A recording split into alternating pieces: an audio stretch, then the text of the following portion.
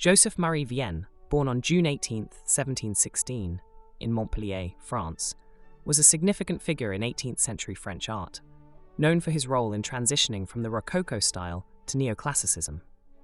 His influence on French painting was profound, not only through his own works, but also through his impact as a teacher and mentor to a new generation of artists, including the famous Jacques-Louis David.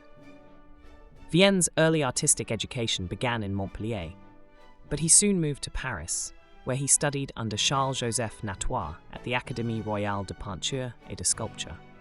Initially, Vien's work reflected the Rococo style, characterized by its lightness, elegance, and playful themes. However, even in his early works, there were hints of a more serious and classical approach that would later define his career. In 1745, Vien won the prestigious Prix de Rome, which allowed him to study in Rome. This experience was transformative, immersing him in the art and architecture of classical antiquity.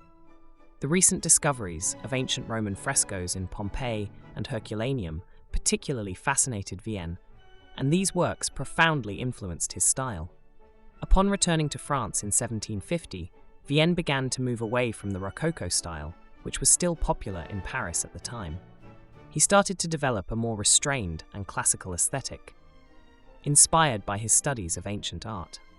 This shift is evident in one of his most famous works, The Seller of Cupids, 1763, where Vien's classical interests are apparent in the subject matter, composition, and the use of a subdued color palette.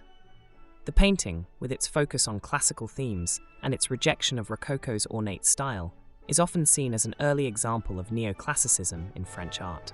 Vien's reputation as a leading advocate of classical art grew, and in 1759, he was appointed as a professor at the Académie Royale. He used his position to promote the study of classical antiquity, emphasizing the moral and educational roles of art.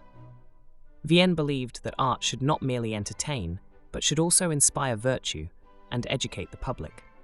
This philosophy became a cornerstone of the Neoclassical movement, which sought to revive the ideals of ancient Greece and Rome in response to the perceived excesses of the Rococo era.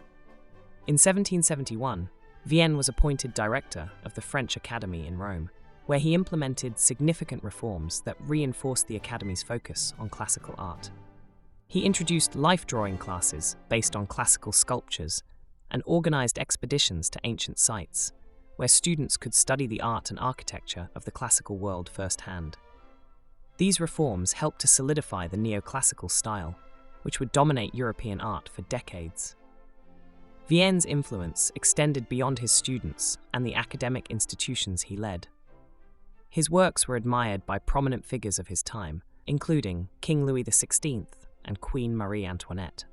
In 1789, he was ennobled and became a member of the newly established Académie des Beaux-Arts. Despite the political upheaval of the French Revolution, Vien managed to maintain his position and continued to be an influential figure in the French art world. One of Vien's significant contributions to art was his development of history painting, which became the dominant genre of the Neoclassical period. History painting, which depicted classical and biblical themes, was considered the highest form of art, and Vien's works in this genre were highly regarded. His painting, Saint Germain of Auxerre, baptizes Sainte Geneviève, 1760, is a notable example of his mastery of this genre, combining a balanced composition with a sense of moral seriousness that would become a hallmark of Neoclassical art. Joseph-Marie Vien continued to paint and teach well into his later years, remaining active in the French art world until his death on March 27, 1809.